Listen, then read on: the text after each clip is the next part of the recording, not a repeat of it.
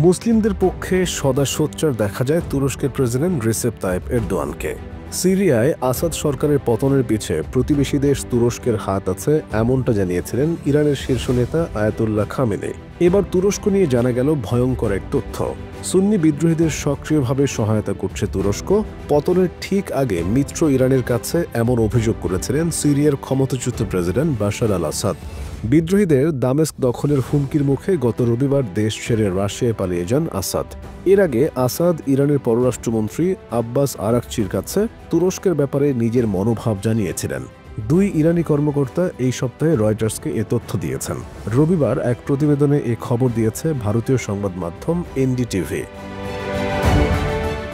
সিরিয়ায় আসাদের পতনে তুরস্ক এ ঘটনার মূল বিজয়ী।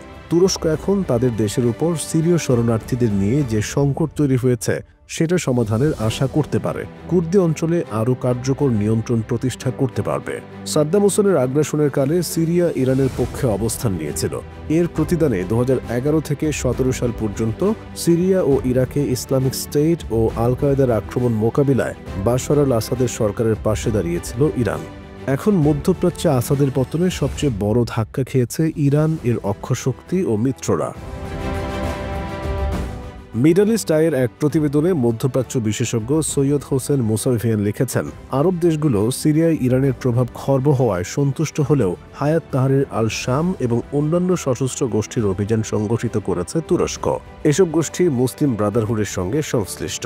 মিশর, সৌদি আরব, সংযুক্ত আরব আমিরাত, জর্ডান সহ বেশ কিছু আরব দেশ মুসলিম ব্রাদারহুড ও দলটির মতাদর্শের বিরোধী। তবে একথা সবার জানা, ব্রাদারহুডের সঙ্গে ঘনিষ্ঠ সম্পর্ক রয়েছে তুরস্কের।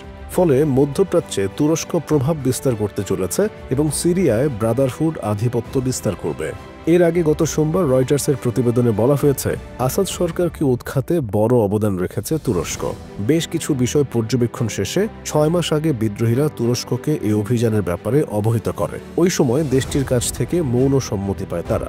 সিরিয়ার বিদ্রোহী দলের এক সদস্য ও এক কূটনীতিক বলেছেন, তুরস্ককে না জানিয়ে বিদ্রোহীদের এই অভিযান শুরু করার কোনো সুযোগ ছিল না, কারণ গৃহযুদ্ধের শুরু থেকেই তাদের সহায়তা করছিল আঙ্কারা। এছাড়া সিরিয়ার উত্তর পশ্চিমাঞ্চলে তুরস্কের সেনাদের উপস্থিতি আছে। এইচটিএস এর সঙ্গে বিশাল এই অভিযানে যোগ দেওয়া আরেক বিদ্রোহী দল সিরিয়ান ন্যাশনাল আর্মি তথা এসএনএস কে সহায়তা করে তুরস্ক।